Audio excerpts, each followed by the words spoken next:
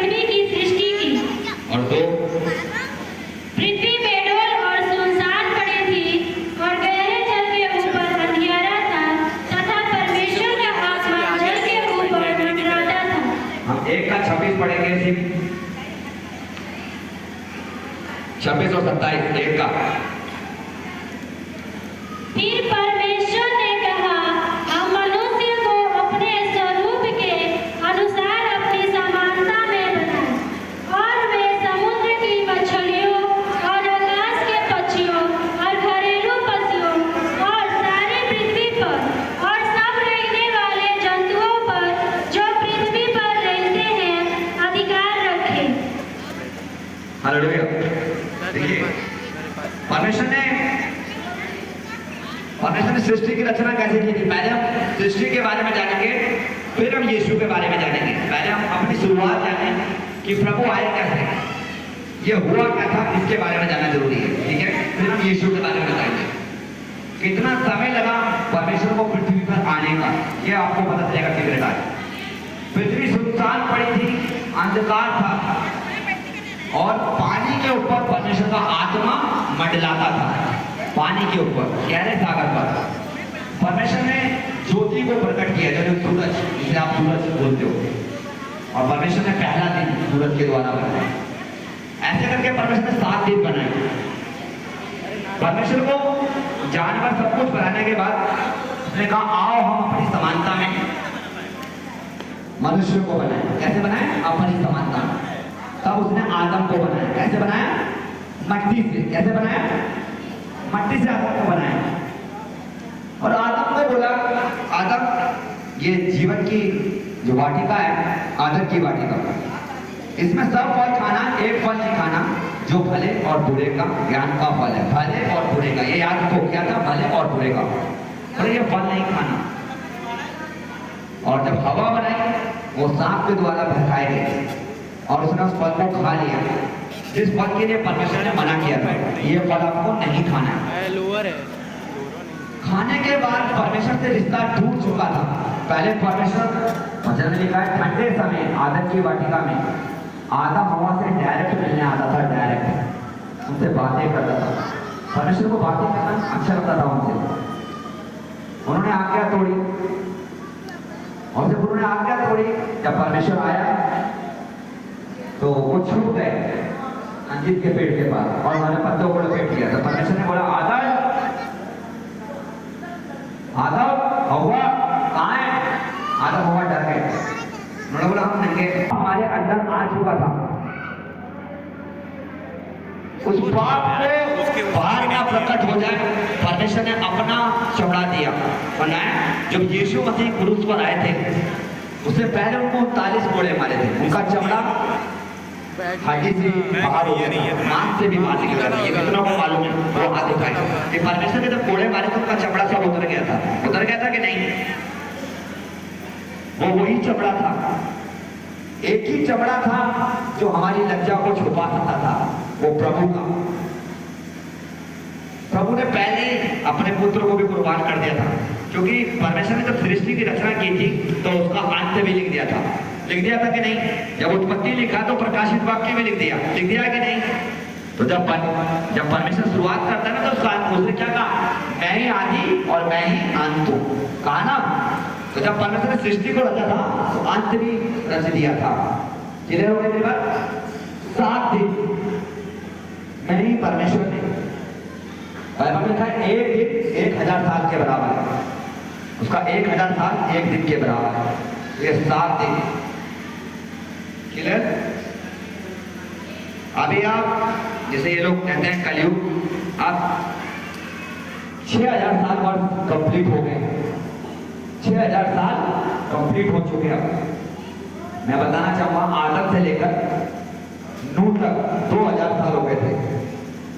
नूह से लेकर यीशु मसीह तक 4000 साल कंप्लीट हो गए थे। आज 2024 चल रहा है। यीशु मसीह के आने से लेकर अब तक 6000 साल कंप्लीट हो गए और हमारा प्रभु जल्दी आने वाला है।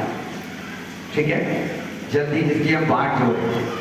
फिर 1000 जो 1 साल रह गया बाकी, 7 दिन आए थे प्रभु ने, 7 दिन और 1000 साल हम स्वर्ग में आनंद बनाएंगे यीशु मसीह के सामने।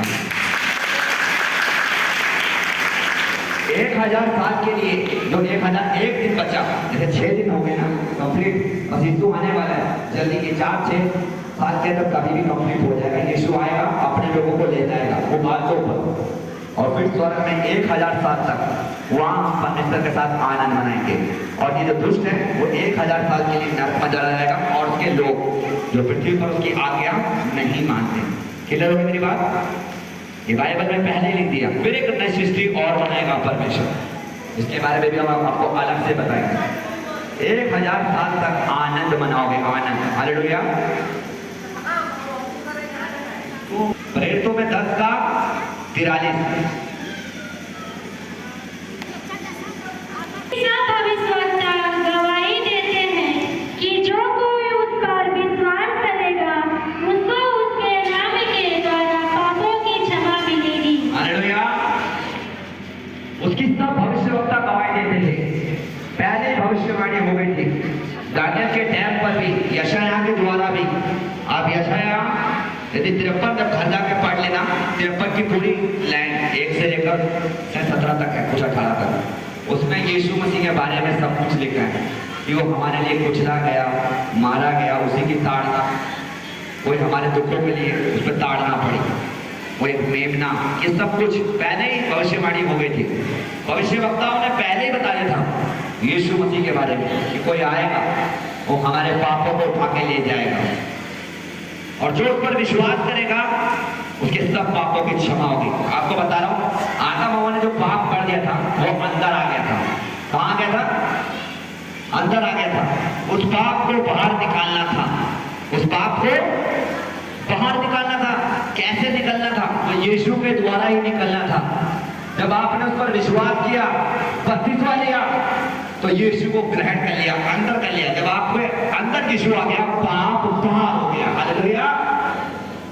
अरे बात सुन, जब आपने बपतिस्मा लिया, जो पाप अंदर रह गया था, आपने वो पापों को क्षमा करके, उसने कहा ना, तेरे पाप लाल रंग के क्यों ना हो, मैं उसे हिम के समान उज्जवल कर दूंगा। हमारे पाप कोई क्षमा नहीं कर सकता था, कोई भी, मात्र एक ही परमेश्वर। किसी से भी आप पूछ लो, कोई भी विद्वान से, कोई नहीं बता पाएगा कि पाप क्षमा कैसे होते। ये घाट, वो घाट, तीनर घाट सब करवा देंगे आपसे, मगर पाप क्षमा नहीं हो सकते। वो प्रभु यीशु का ब्लड था, यीशु का लहू था, जिसके द्वारा छुड़ाए गए, जिसके द्वारा हमारे पाप क्षमा हुए। आ रही बात समझ आपको? जब भविष्यवक्ताओं ने गवाही दी, अब हम यीशु के जन्म के बारे में जानेंगे। ठीक है, ये बात था, भविष्यवक्ता थे, अब यीशु के बारे में जानेंगे। यीशु मसीह आए कब थे और कैसे आए। अब हम आते हैं मत्ती में। ठीक है, पेज नंबर 2। इस प्रकार से हुआ कि जब उसकी माता मरियम की मंगनी यूसुफ के साथ हो गई, तो उनके इकट्ठा होने से पहले ही वह पवित्र आत्मा की ओर से गर्भवती पाई गई। अतः उसके पति यूसुफ ने, जो धर्मी था और उसे बदनाम करना नहीं चाहता था, उसे चुपके से त्याग देने का विचार किया।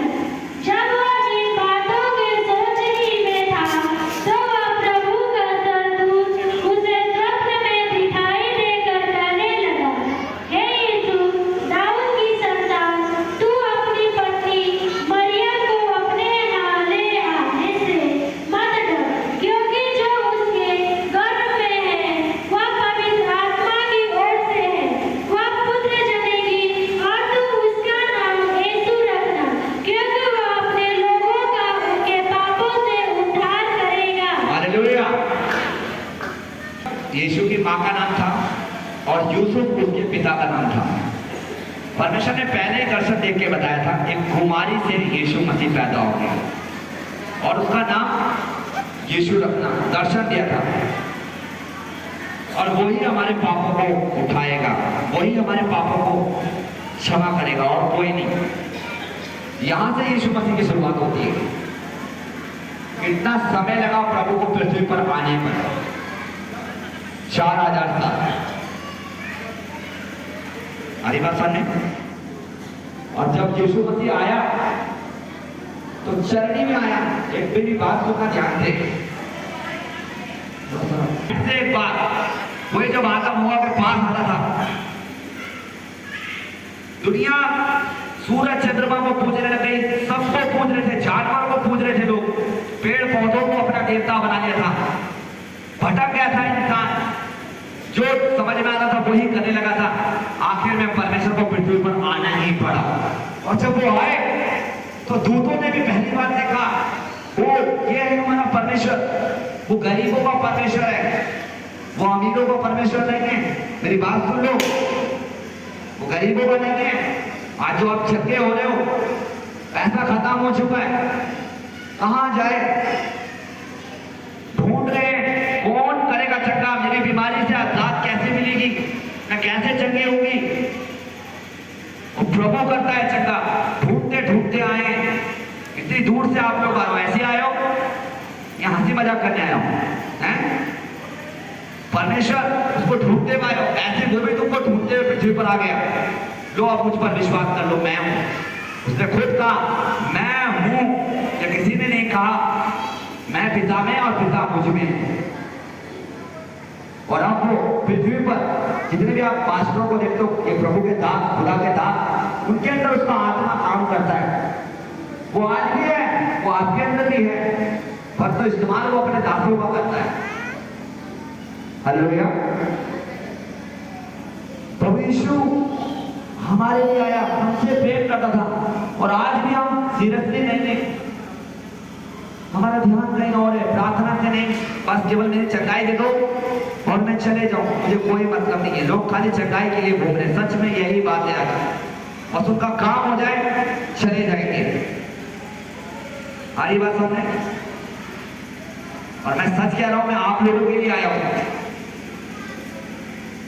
आया हूं कि नहीं है? कितनी कोशिश की मुझे भगाने की यहां से। ऐसे प्रभु यीशु को भी क्रूस पर चढ़ाया गया था कि जब ये मर जाएगा तो ये सारे काम खत्म हो जाएंगे, ये भीड़ उसके जो पीछे चल रही है ना, ये बंद हो जाएंगे। प्रभु मरकर जिंदा हुआ।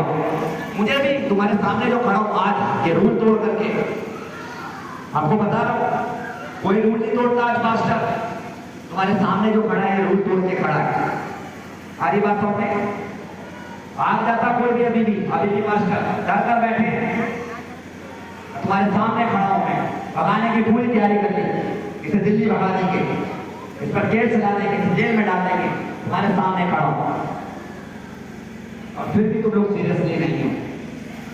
कि तुम्हारा वो डरपोक पास्टर नहीं, मैं किसी पास्टर की बुराई नहीं कर रहा हूं, सीरियसली ये अंतिम समय डर कर लोग घर में छुप छुप के तालियां बजा रहे, इतना स्पीकर लाउडेस्ट खोल नहीं रखा, और ना इतना बड़ा दिल रखा है किसी ने। किसी के ऊपर कोई बात आ जाएगा, भाग जाएगा। सीरियसली सुनो, वचन है परमेश्वर का, अभी वचन का भी अकाल पड़ेगा। ये रियल है, जैसे खाने पीने का अकाल पड़ा था, वचन का भी अकाल पड़ेगा। जब पास्ट वचन से चंगे होते हो, ये याद रखना, यूट्यूब पर भी जल्दी ये सब बंद हो जाएगा। आने वाला समय खतरनाक होते जा रहा है दिन पे दिन। तो जो चीज सुन रहे हो उसको तन मन से सुनो। 26, 27, 28 ये समस्याओं पे समस्या बढ़ेगी अब, और 30 तक प्रभु का ध्यान है।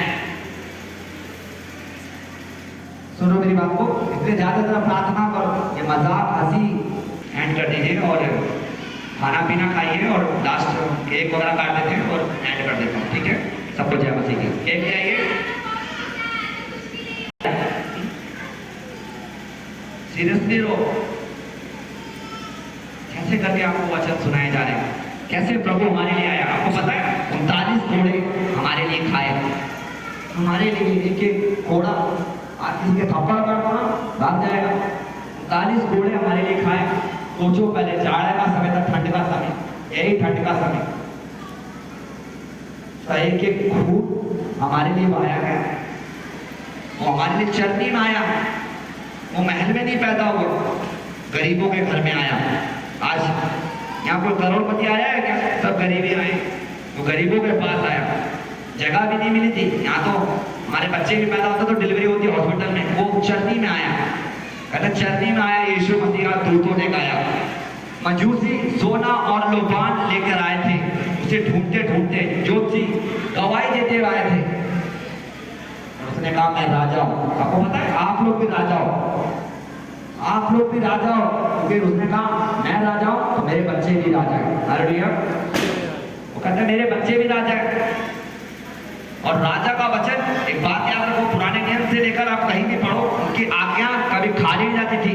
वो अगर एक बार बोलते थे इतना सारा कलम कर दो तो होना ही पड़ता था। राजा नबूकदनेस्सर, इन्होंने शद्रक मेशक अबेदनगो को आग के भट्टे में डाल दिया। कहते ये हमारी आज्ञा नहीं माने, आग के भट्टे में डाल दो। दानियेल ने आज्ञा तोड़ी, बोला शेर की मान में डाल दो। उन्होंने शेर की मान में जाना मंजूर किया, पर तू आज्ञा नहीं तोड़ी, अपने परमेश्वर पे भरोसा रखा। परमेश्वर उन्हें बचाया, शेरों के मुंह बंद कर दिए, आग भी उन्हें जला ना पाई। हरी बात सुनिए, आग भी उन्हें जला ना पाई।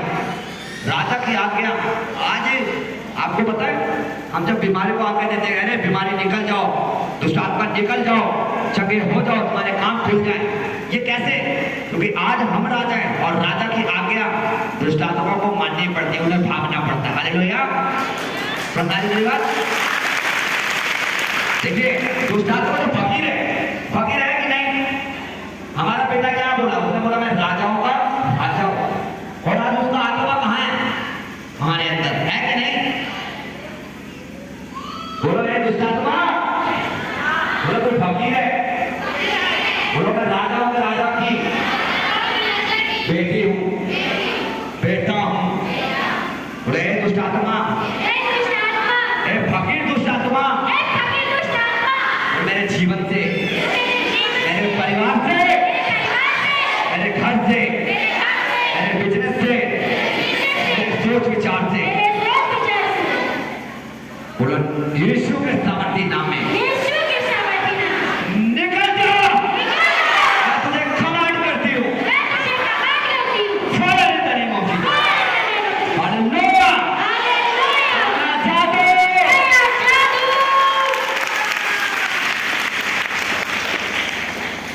आत्मा आपकी बात मानेगी तो बोलना आना चाहिए। आप डर रहे हो उससे, और डर रहे हो उससे, क्यों डर रहे हो? उसने कहा मैं यहूदा का शेर यीशु नासरी का बेटा हूं। शैतान कहा? कई लोगों ने गर्दने वाले सिर के समान है, पहला पत्रस 5:8 में लिखा है कि नहीं?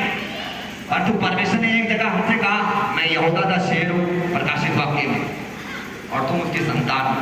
वो तो एक बूढ़ा शेर है, शेर तो है, दांत नहीं है।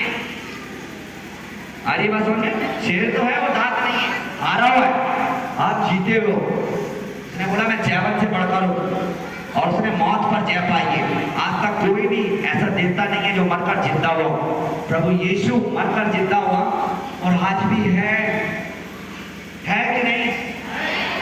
होता नहीं तो हम उसकी बात करते हैं। संसार क्या कह रहा है? ये धर्म परिवर्तन करा रहे हैं, लोगों को भड़का रहे हैं, उनका माइंड वॉश कर रहे हैं। मैं आपको एक इंपॉर्टेंट सूचना देता हूं, ये रियल, ये वृंदावन में आपने देखा होगा, यूट्यूब पर भी देखना, अंग्रेज लोग, विदेशी लोग आते हैं, वो अपना वहां पे कीर्तन भजन करते हैं। तो क्या उन्होंने भी धर्म परिवर्तन कर लिया? सबको अपना अपना हक है, हमारी मर्जी, हम क्या खाएं, क्या ना पिए, क्या पहने। तो तुम कैसे बोल सकते हो? मेरी मर्जी, मैं जिस परमेश्वर को पूजूं, कोई आपसे जबरदस्ती तो नहीं कर रहा है कि नहीं? हमें दिखा, अभी हमने प्रभु को ग्रहण किया, ऐसे नहीं ग्रहण किया। आज लोग बोलते धर्म परिवर्तन करा रहे हैं, धर्म परिवर्तन करा रहे हैं। धर्म परिवर्तन होता क्या है ये तो बता दो, होता कैसे है ये बता दो। अभी गुरु के पास बस धर्म परिवर्तन और धर्मांतरण करा रहे हैं, धर्मांतरण करा रहे हैं। हमने धर्मांतरण नहीं, हमने प्रभु को ग्रहण किया। हम आज भी वही है, मगर हमारी सोच बदल गई, जो घटिया थी, संगति बदल गई, जो तुम्हारी थी, आज प्रभु की कर रहे हैं। जहां जहां तुम लोग भी बताया, हमारे विद्वान को बताते थे, हमारे पंडित लोग हम लोगों को बताते थे, हमारे घर के बुजुर्ग लोग बताते थे कि आप इसको पूजो, तुम्हारा उद्धार हो जाएगा। कहां हुआ? कहां चंगे हुए क्या? जब दिखे तब हम प्रभु को मान रहे हैं, ऐसे नहीं मान रहे। हमारे जीवन में प्रभु ने काम किया है, कितनों का जीवन में प्रभु ने काम किया, वो हाथ खड़े करे कि मेरे जीवन में काम हुआ है। ऐसे प्रभु को हमने निर्णय लिया क्या? बोलते हैं कि पैसा दे रहे हैं, धर्म परिवर्तन करा रहे हैं। कहाँ पैसा? पैसा होता तो मैं किराए के ऑटो पर चलाता, अपना होता। प्रभु यीशु सबका परमेश्वर है। Hallelujah, hallelujah. अच्छा, पढ़ो मैं फिर